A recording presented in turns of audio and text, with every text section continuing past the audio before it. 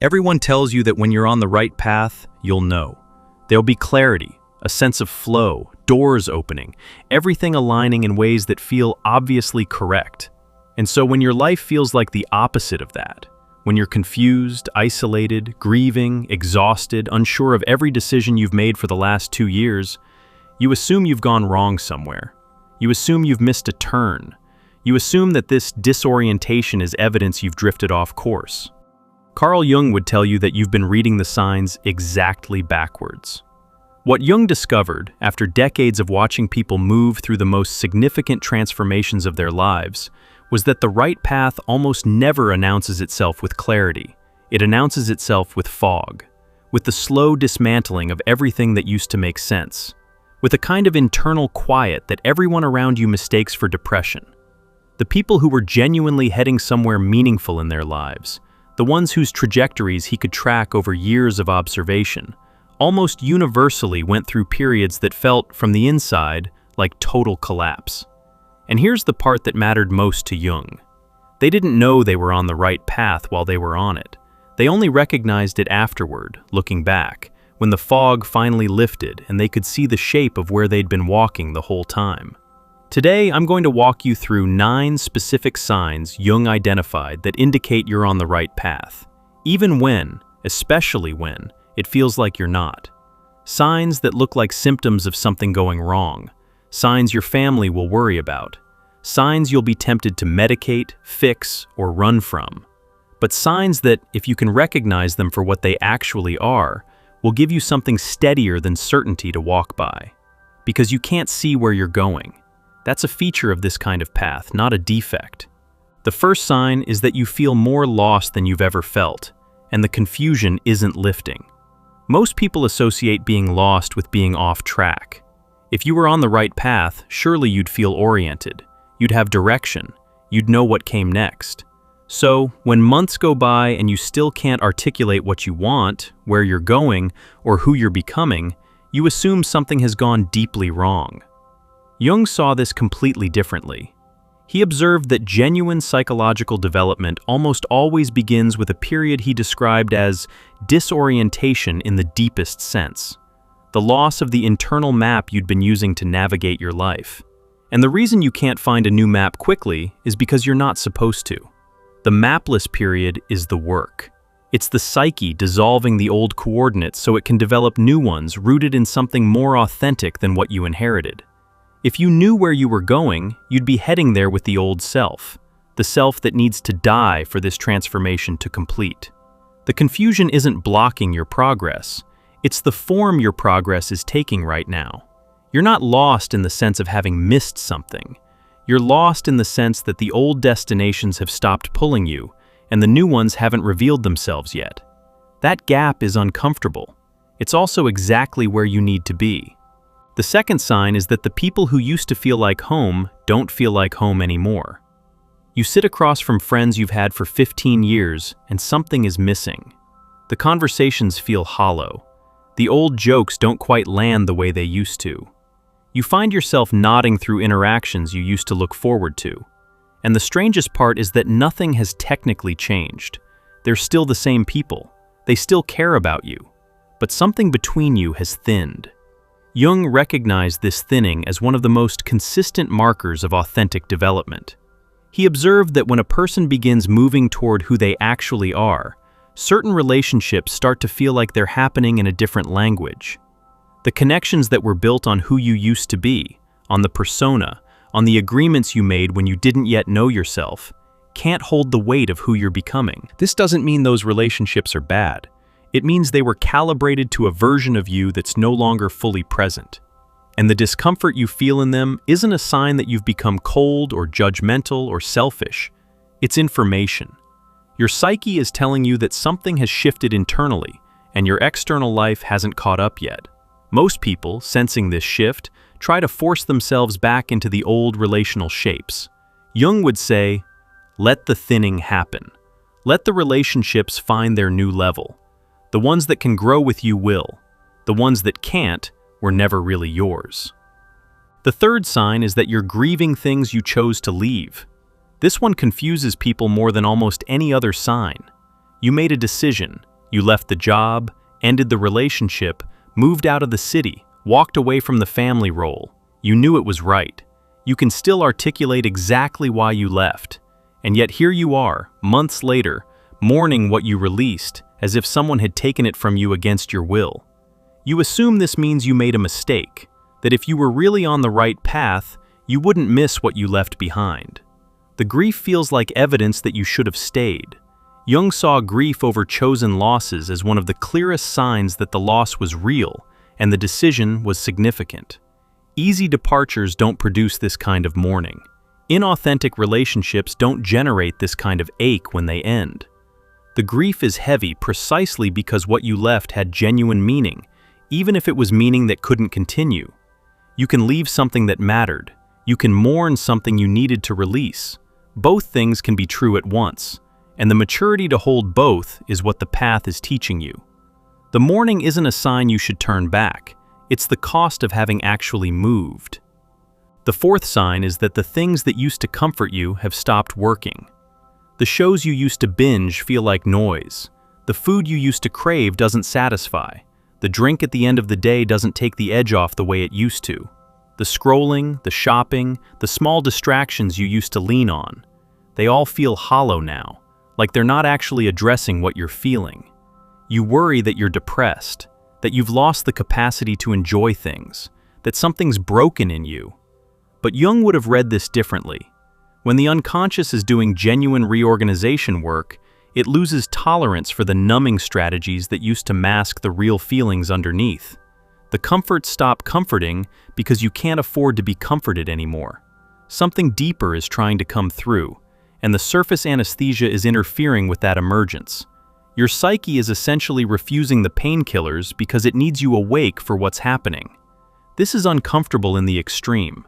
It's also a sign that something real is underway, something that the old version of you would have successfully avoided indefinitely. The fifth sign is that you've started noticing strange coincidences. You're thinking about someone and they call. You read about a concept on Monday and a stranger mentions it on Tuesday. A book falls off a shelf and the page it opens to contains an answer you've been searching for. A song comes on at the exact moment you're about to make a difficult decision, and it speaks to that decision directly. You try to dismiss these as coincidence, and your rational mind insists you should. But they keep accumulating, and the accumulation starts to feel like something more than chance. Jung gave this phenomenon a name: synchronicity. He described it as meaningful coincidence, moments where the inner and outer worlds seem to communicate with each other across the usual boundaries that separate them. And he observed that synchronicities tended to intensify dramatically during periods of genuine psychological transition, as if the deeper layers of the psyche, becoming more active during transformation, started reaching out into the world in ways the everyday mind couldn't fully explain. You don't have to believe anything mystical about these moments to take them seriously. You can simply notice that they're happening, that they're clustering, and that their clustering correlates with the period in your life that feels most uncertain. That correlation, Jung would say, is itself information. Something in you is awake in a way it hasn't been before. If what you're hearing so far is landing in places that feel tender, if these signs are describing something you've been quietly living through without having words for, there's a resource that might help you stay with the process rather than run from it. We've put together a guide called True Self-Discovery, 24 reflection exercises drawn from Jung's work, built for exactly the kind of disorientation that comes before something genuine emerges. The link is right below. It's there for when you need it. Now let's keep going, because there are 4 more signs, and the next one is the one almost everyone misses. The 6th sign is that you've started saying true things that scare you to say. Small things at first. You answer a question honestly when you would have softened the answer before. You decline an invitation without inventing an excuse. You tell someone you love them in a way you've never quite said it. You admit you don't know something when you would have pretended to know. And each time you do this, something inside you tightens, because the old self knew that honesty had costs. The old self had calculated, very carefully, how much truth was safe in each relationship, each situation, each conversation. Jung observed that one of the most reliable signs of someone moving toward genuine wholeness was the gradual collapse of their internal censoring system.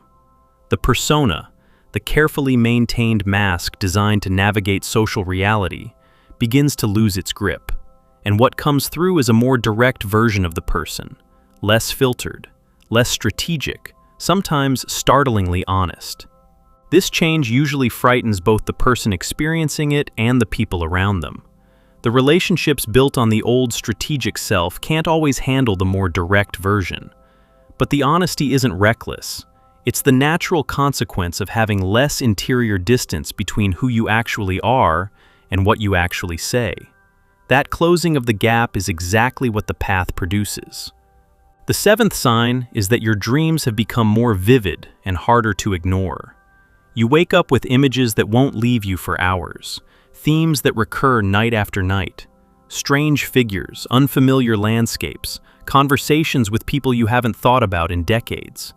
Some of the dreams disturb you, some feel important in ways you can't articulate, and even the ones you can't remember leave a residue, a feeling that something significant was happening down there while you slept. Jung spent his entire career listening to dreams because he believed they were the most direct communication the unconscious had with the conscious mind. And he noticed that during periods of significant psychological transition, dream activity intensified dramatically. The unconscious had more to say. It was trying to compensate for what the waking mind couldn't yet see. It was offering symbols, warnings, glimpses of emerging patterns, and sometimes outright instructions about what was trying to happen in the person's life. If your dreams have come alive in the last few months, that aliveness isn't random. Your unconscious is trying to participate in what you're going through. You don't need to interpret every dream perfectly. You just need to take them seriously enough to notice that they're speaking, and to trust that something real is being communicated, even if the translation is slow. The eighth sign is that you've developed a quiet refusal you can't fully explain. There are things you used to do without questioning that you simply won't do anymore. Conversations you used to participate in that you now sit out of. Roles you used to perform that you've quietly stopped performing. You can't always articulate why. Someone asks you why you didn't show up to the family gathering, or why you stopped responding in the group chat, or why you've gone quiet at work, and you don't have a clean explanation.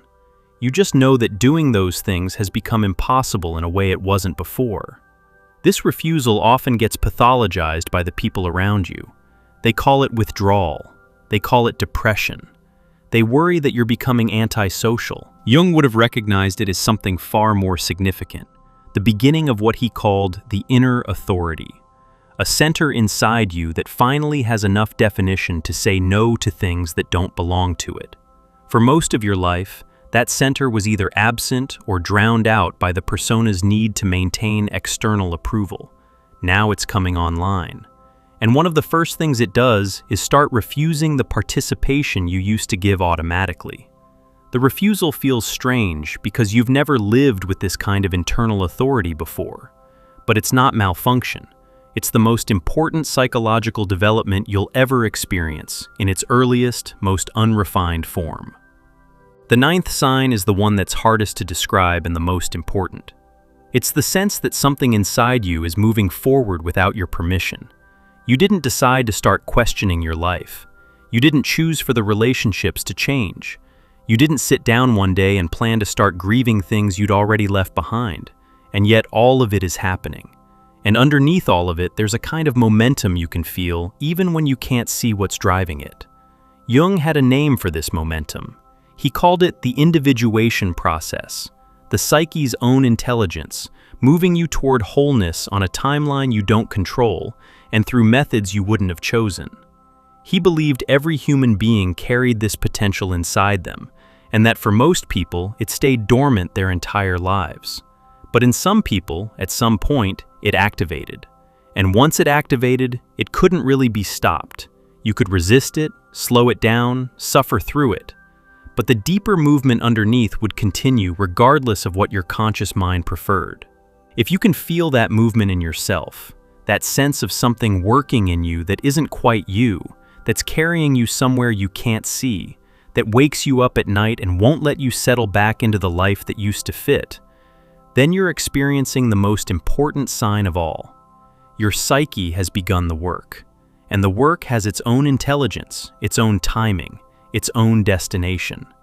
You don't have to understand it for it to continue.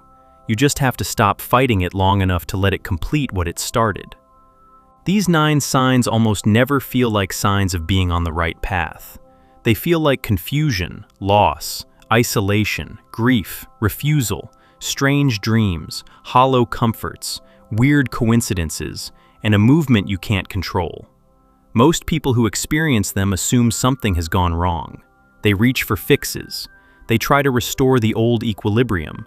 They tell themselves that if they were really heading somewhere good, it would feel better than this. Jung spent his career trying to tell people the truth they didn't want to hear about transformation. It hurts. It disorients. It strips away the comforts you used to lean on and the certainties you used to navigate by.